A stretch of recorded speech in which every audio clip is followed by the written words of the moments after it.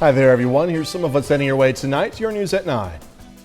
As the nation faces an eviction crisis, the city of Pittsburgh is using federal funds to try and get more landlords interested in affordable housing. I'm Zach Dodge with the story. Despite smaller class sizes with rotating in-person and online class days, some teachers are seeing their workload double.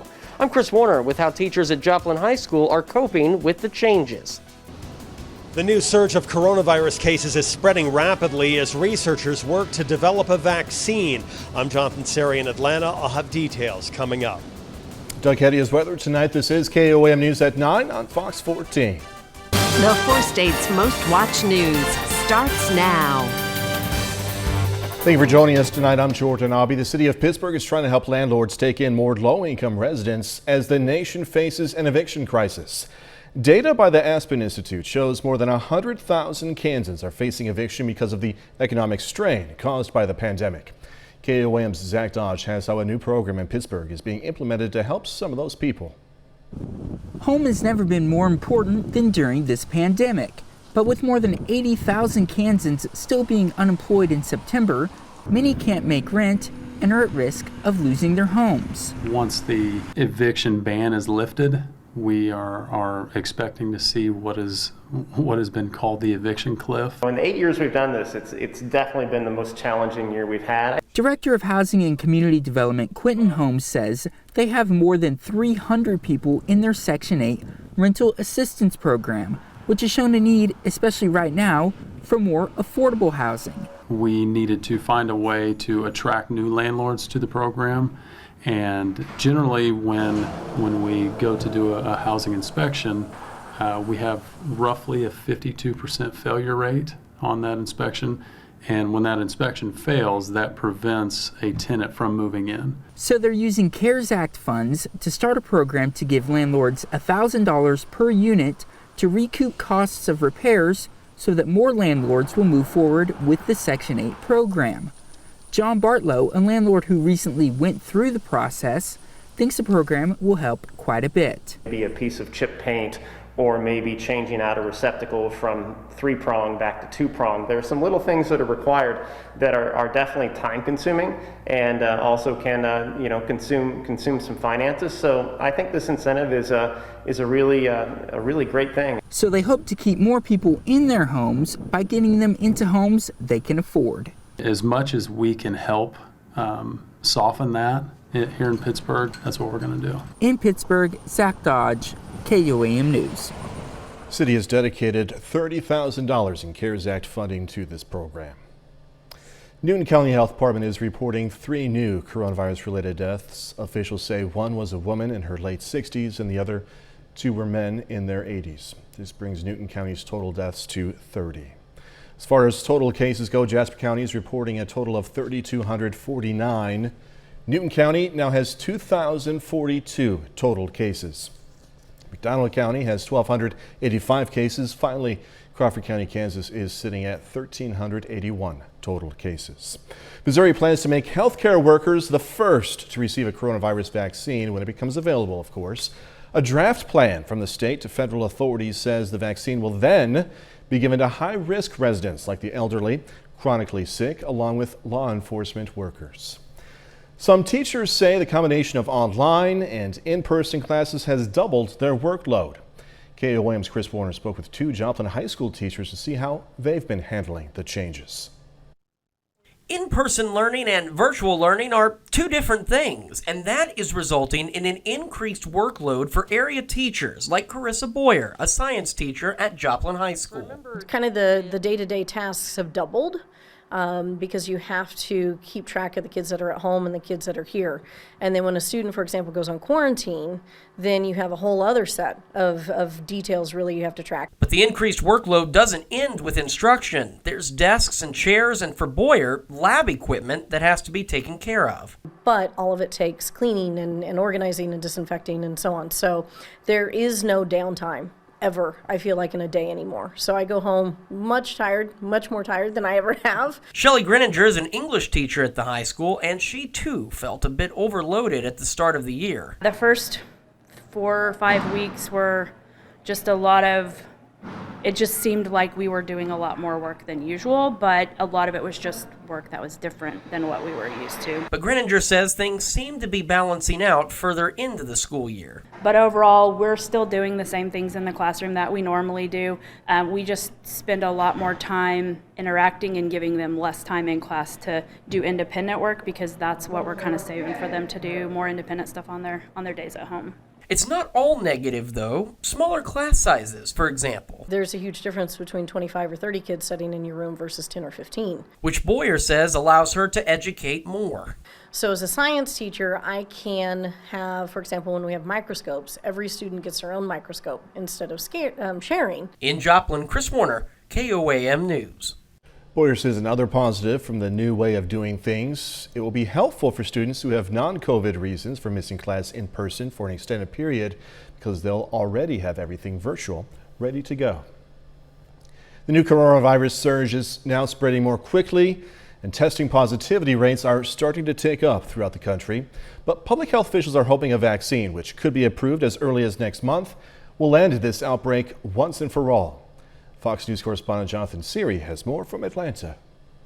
Still no end in sight to this new surge of COVID cases, and the virus is spreading more quickly. For the first time in 3 months, we've seen more than 60,000 new infections nationwide for 3 days in a row. Cases are increasing in almost every state, and at least 16 are now reporting more than 10,000 in the last week. Unfortunately, we're seeing a distressing trend here in the United States, with COVID-19 cases increasing in nearly 75% of the country. As the spread accelerates, so does work on a vaccine. The FDA's Vaccine Advisory Board meeting for the first time Thursday to outline the approval process.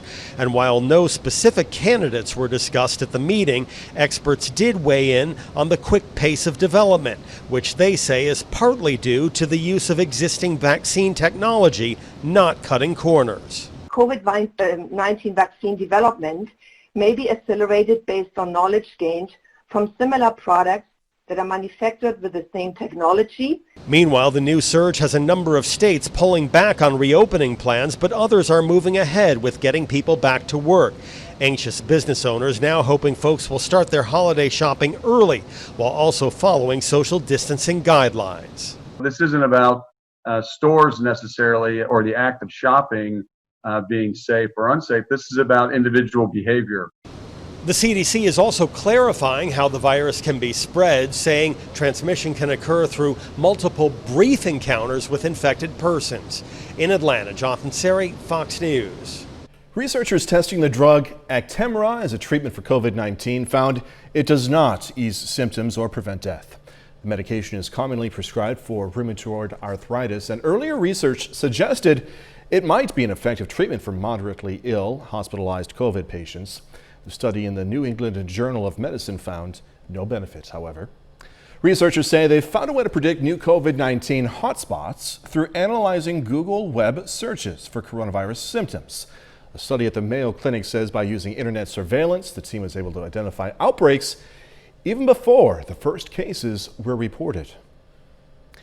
KOAM News at 9 on Fox 14 takes this time to honor one of our 4 state heroes. Jasper Current served in the U.S. Army from 1944 to 59. Native of Sheldon, Missouri, Current fought in World War II. We are proud to thank Corporal Jasper Current, tonight's 4 state hero. Doug is next with a complete look at the forecast, and a bit later, state golf championships running the family for this mother-daughter duo. Going to have the story in sports.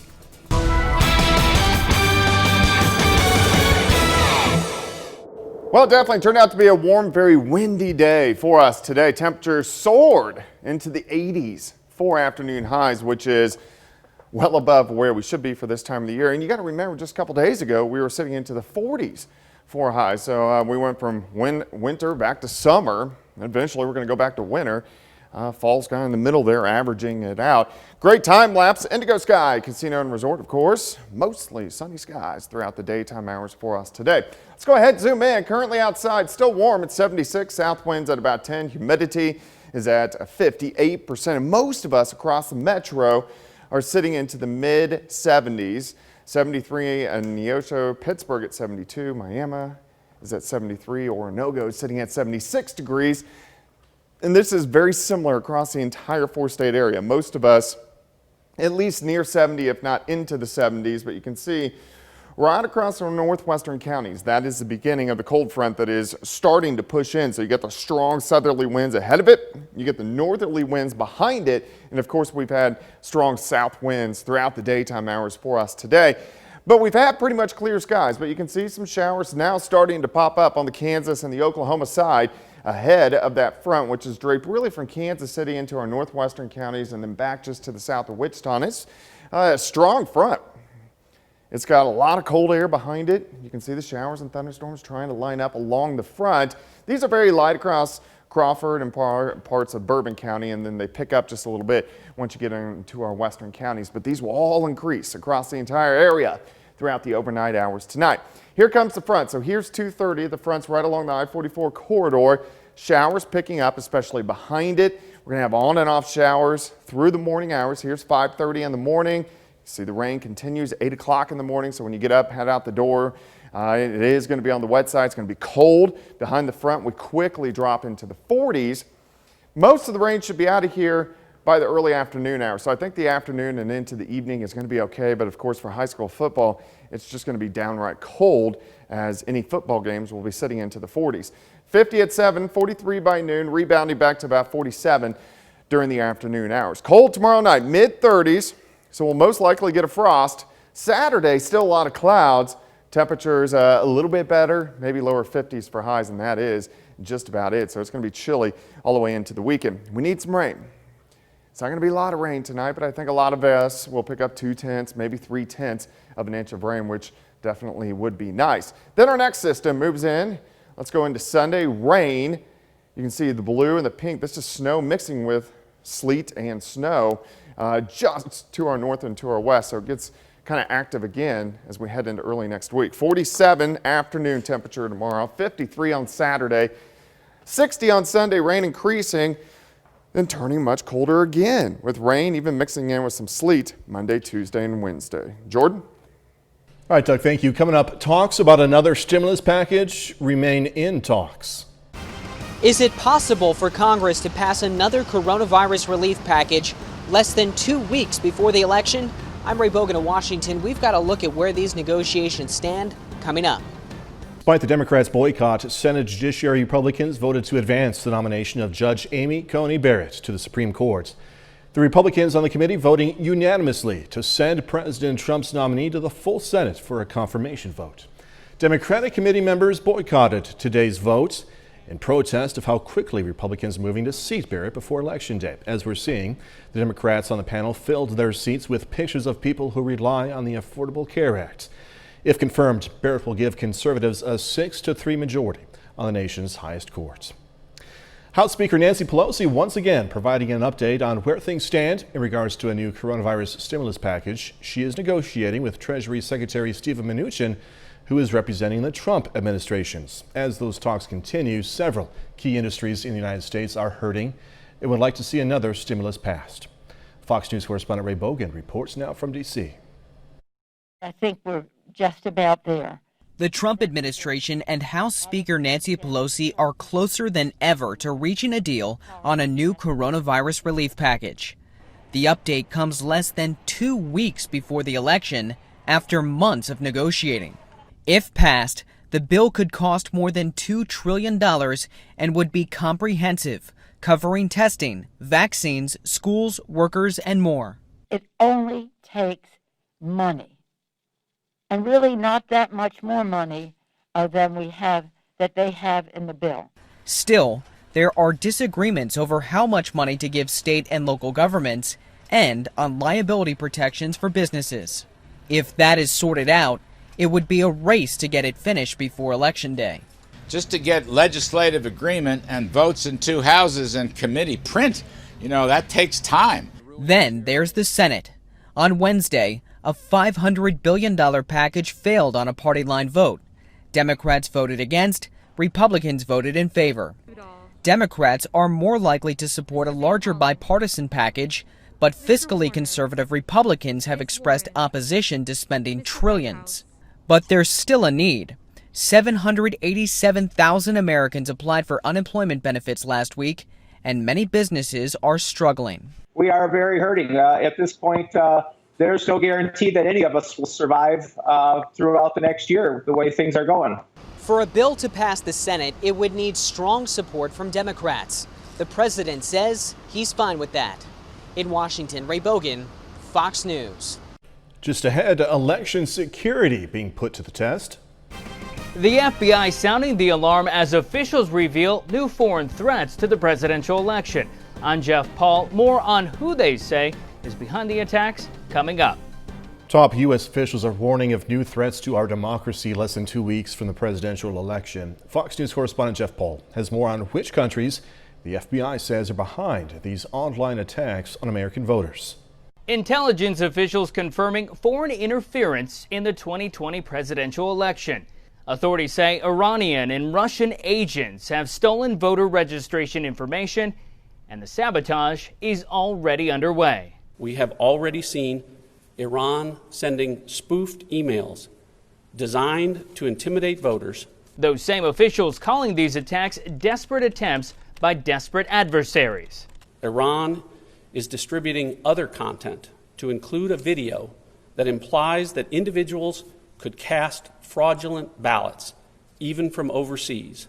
Russia's intentions remain more secretive, but authorities are on heightened alert. We are aware that they have obtained some voter information just as they did in 2016. Rest assured that we are prepared. Authorities say these actions will not be tolerated and plans to squash any interference are in motion.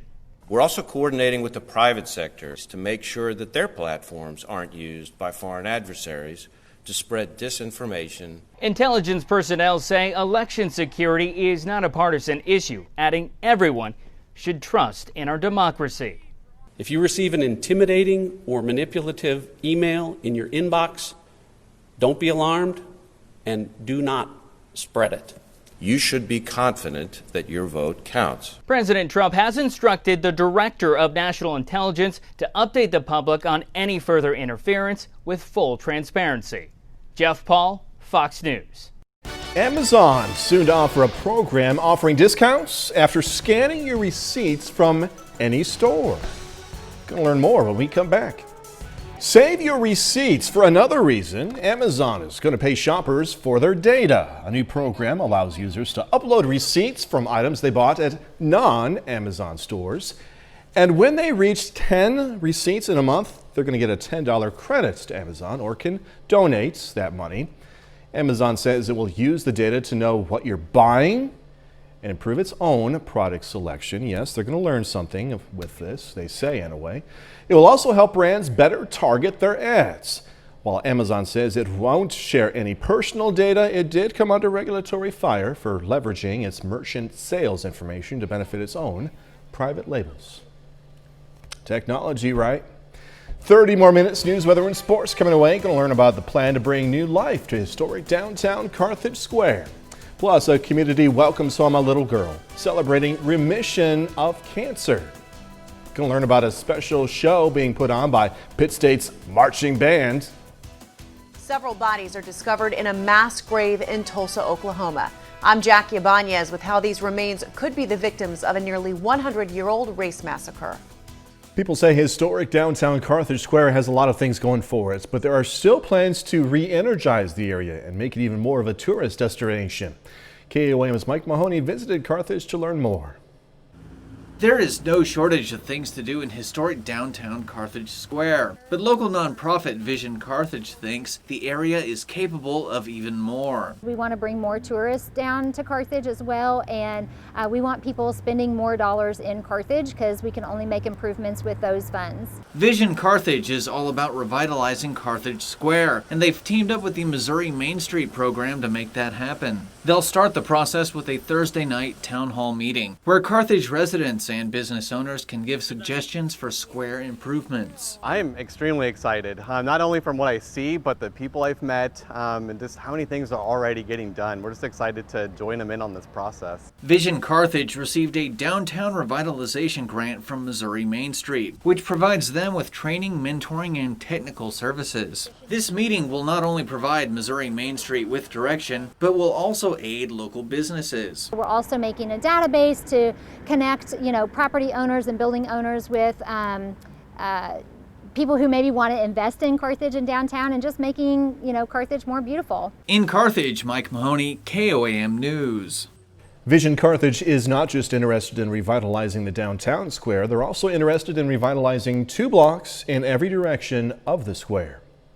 It's been a long road for 11-year-old Miley Atokny, who spent 247 days at St. Jude Children's Center in Memphis. After an anonymous bone marrow transplant this summer, she's now in remission. Well, today, the community came together to show their support, welcoming her home with a police and fire escort.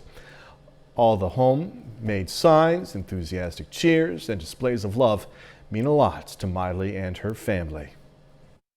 To say that this is the best day ever, it's been a long year. Of course, it has been for everybody. We've had a lot of things going on this year, but this has been a long year. We're ecstatic about the fact that she's home.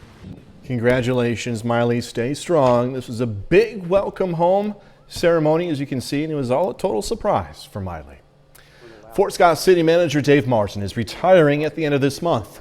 He started as the city manager back in August of 2010, and his contract was slated to end in 2023.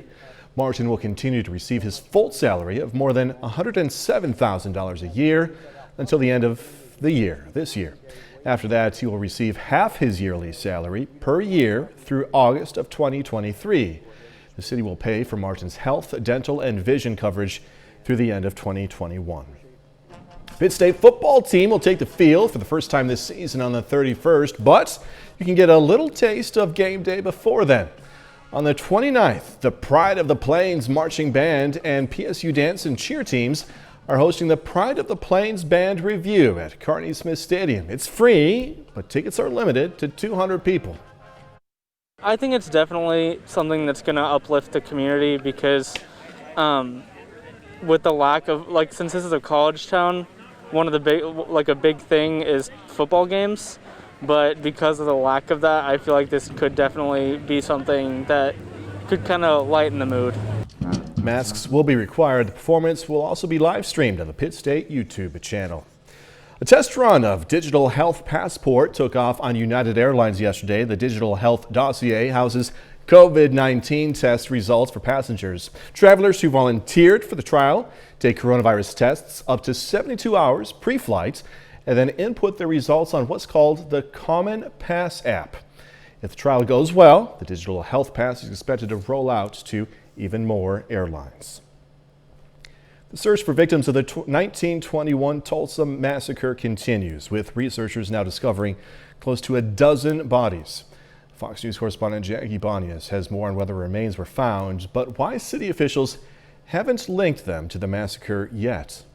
I can confirm that we have identified the outlines of at least 10 coffins. Archaeologists unearthing at least 10 more sets of human remains Wednesday at Oaklawn Cemetery in Tulsa, Oklahoma. Experts believe the bodies found in a shallow mass unmarked grave could belong to victims of the 1921 Tulsa Race Massacre. They just put them all in one place, dug a long, big trench, and placed them there. The horrific event took place almost 100 years ago when a mob of white residents stormed a prominent African-American neighborhood, destroying buildings and homes and killing hundreds of black people. I just hope that the ancestors and the bones in the earth keep rattling, because we're listening. We're listening, we're watching, we're waiting. Researchers examining records from local funeral homes stumbled upon documents that suggested 18 people killed in the massacre were buried in this cemetery. But the city is not yet confirming these remains belong to massacre victims. Extensive testing still needs to be done. Experts are expected to examine the bodies for gunshot wounds and other signs of trauma that could be a cause of death. Massacre descendants hope this discovery will bring solace to affected families. Having this progress is very, very satisfying to me, and I'm sure to our community as well. Roughly 300 black people lost their lives in the Tulsa race massacre. Authorities believe there could be additional mass graves in sites across the city. Jackie Ibanez, Fox News. A bit later, destruction continuing out west. Hundreds of firefighters battle flames in Colorado as a record-breaking fire season continues. I'm William LaJeunesse in Los Angeles. That story coming up.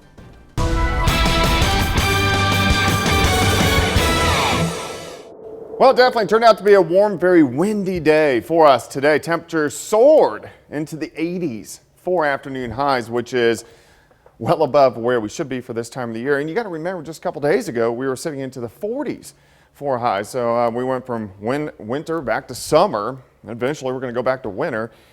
Fall's kind of in the middle there, averaging it out. Great time lapse, Indigo Sky Casino and Resort, of course. Mostly sunny skies throughout the daytime hours for us today. Let's go ahead and zoom in. Currently outside, still warm at 76. South winds at about 10. Humidity is at 58%. And most of us across the metro are sitting into the mid 70s. 73 in Neosho, Pittsburgh at 72. Miami is at 73. Oronogo is sitting at 76 degrees. And this is very similar across the entire 4-state area. Most of us at least near 70, if not into the 70s, but you can see right across our northwestern counties, that is the beginning of the cold front that is starting to push in. So you get the strong southerly winds ahead of it, you get the northerly winds behind it, and of course we've had strong south winds throughout the daytime hours for us today. But we've had pretty much clear skies, but you can see some showers now starting to pop up on the Kansas and the Oklahoma side ahead of that front, which is draped really from Kansas City into our northwestern counties and then back just to the south of Wichita. And it's a strong front. It's got a lot of cold air behind it. You can see the showers and thunderstorms trying to line up along the front.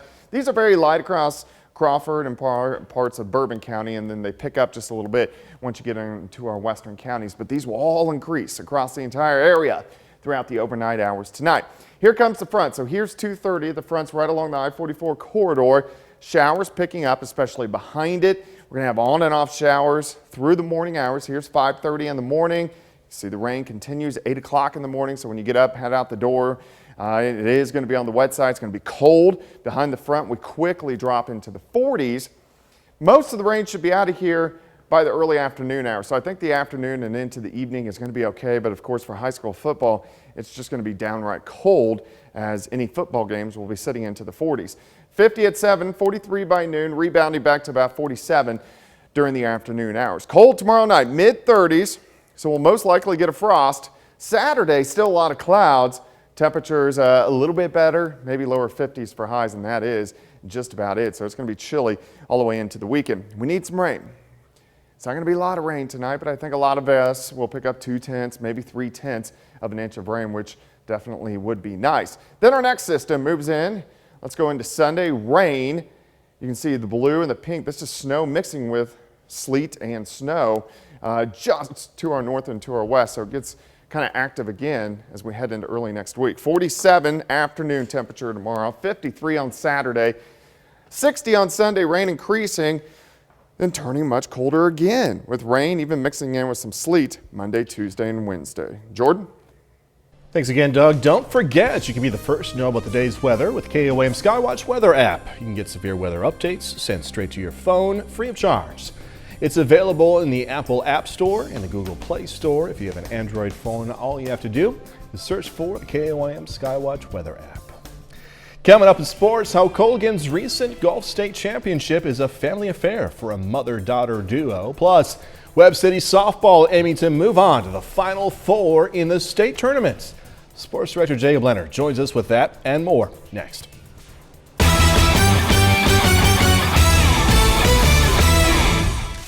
Well, tonight is a big night for the Webb City softball program. The Cardinals have a chance to move on to the Final Four, facing Bolivar in the state quarterfinals.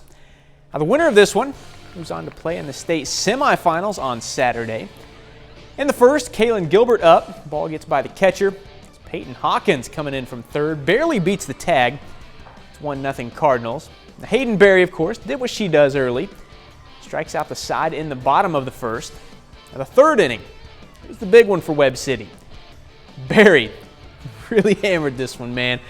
Clears the fence in right for the solo home run. Later in the same inning, Hannah Wells comes through with a big hit. That scores Alyssa Jennings and Kaylin Gilbert. Webb City up 5-0. Now Bolivar didn't stay quiet all night. Katie Brooks, big swing here. Solo homer for the Liberators. One of 2 home runs tonight for Bolivar, but didn't matter. Give Barry the lead. She's going to keep it. Webb City's headed to the state semifinals. Cardinals top Bolivar 7-3. She's really throwing some of her best stuff right now, and you know, I'm sure she didn't like giving up those home runs, but she overall threw a great game to a good team. We fell short the last 3 years, so coming out here and winning this ball game means everything to me. I mean, it feels good to win, but it feels even better to win like that. Webb City will face Platte County in the state semifinals on Saturday afternoon.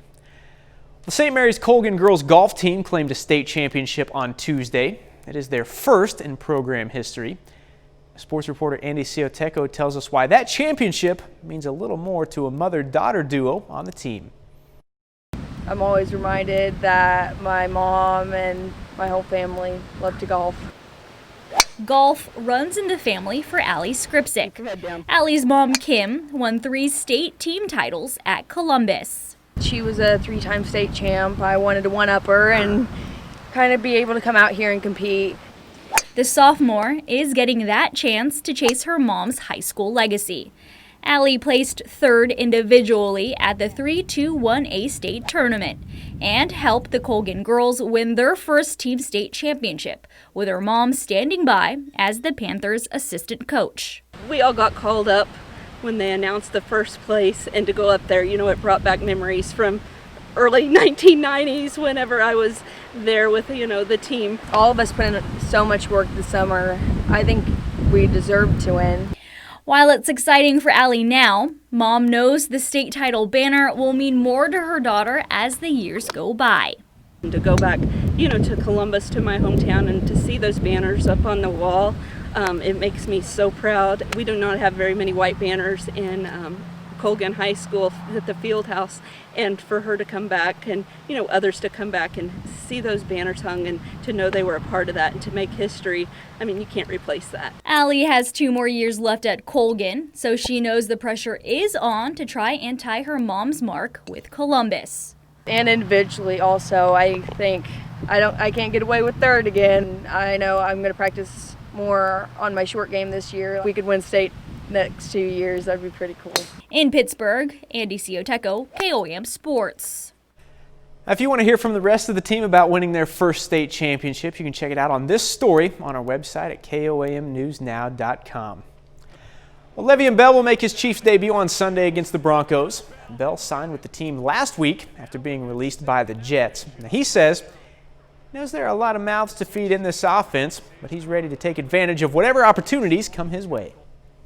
When I decided to come here, I already knew, you know, the weapons, and it's only one football to kind of go around. So, you know, the time where I do get my opportunity, I think it's going to be a lot of opportunity to kind of show what I can do in some space, you know, running routes.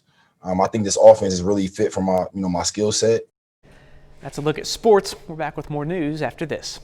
Dozens of wildfires are still burning across the United States, with crews in Colorado specifically battling several fast-moving fires.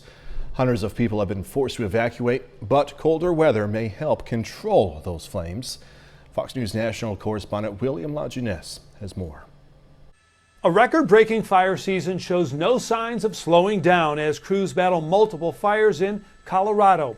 In Grand Lake, the East Troublesome Fire living up to its name, burning more than 125,000 acres after exploding in size on Wednesday. The fast-moving flames charring an estimated 6,000 acres per hour. Heartbreaking, but praying that everything's still there. Firefighters are also battling the Cameron Peak Fire, now the largest in state history, burning more than 200,000 acres. Hundreds forced to evacuate. A disaster. There's a lot of houses down there, and nobody knows. It's all based on the wind right now. Officials say extreme drought conditions kept many of these fires burning, but crews could get help this weekend with colder air and possible snow in the forecast. And you can see really from the burn pattern of the fire, it's following the fuels and it's following the wind pattern from west to east. So the fire is responding to those elements. More than 8 million acres burned across the U.S. this year. Last week, President Trump approved California's request for a disaster declaration to help recovery efforts, where state officials say fires damaged more than $220 million in infrastructure. When I first started, you'd go to a 20,000 acre fire and it would be the biggest fire of the year. And now it's, an afterthought. So here it is, almost November, and still more than 60 large fires are actively burning across the U.S.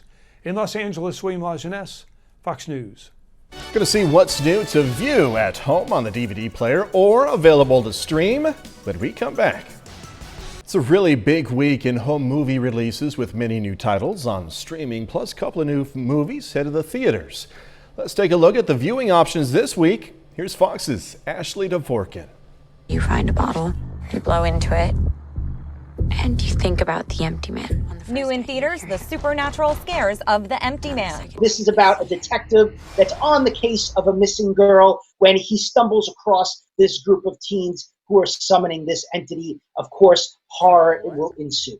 In theaters and on demand, the comedy Friendsgiving. Who's dating who, which ex-boyfriend comes back into the picture, and they get together over the course of a day to celebrate Thanksgiving. A big week on streaming includes Netflix's new adaptation of Rebecca and the musical adventure Over the Moon. This might be Netflix's big animated movie that they pushed for awards this year. Hulu has the horror flick Bad Hair. It's really about kind of a killer hair weave, which sounds really strange. But there's all kinds of, a lot of craziness that happens in this movie and a lot of really resonant themes as well. On Amazon Prime, Sacha Baron Cohen is back as Borat. Everybody knows who Borat is now, so it's a lot harder for him to be disguised as that character and to pull off some of the pranks that he did in that first film. And so some of this film is actually about that. Apple TV Plus adds On the Rocks with Bill Murray and Rashida Jones. It is a reunion between director Sofia Coppola and Bill Murray, who last worked together on Lost in Translation. She thinks her husband may be running around on her, and so father and daughter get together and go for a little adventure on the town, on the road, to try to figure out and investigate what's happening. Why on earth would I be carrying around a mouse? And for an early Halloween, HBO Max has the remake of The Witches. In Hollywood, Ashley Dvorkin, Fox News. A killer hair weave. It's 2020. Could happen. That's our time for tonight. Thanks for joining us. We're going to leave you with another look at the Pitt State Marching Band practicing for the Pride of the Plains review. Be safe. Do this all again tomorrow. See you then.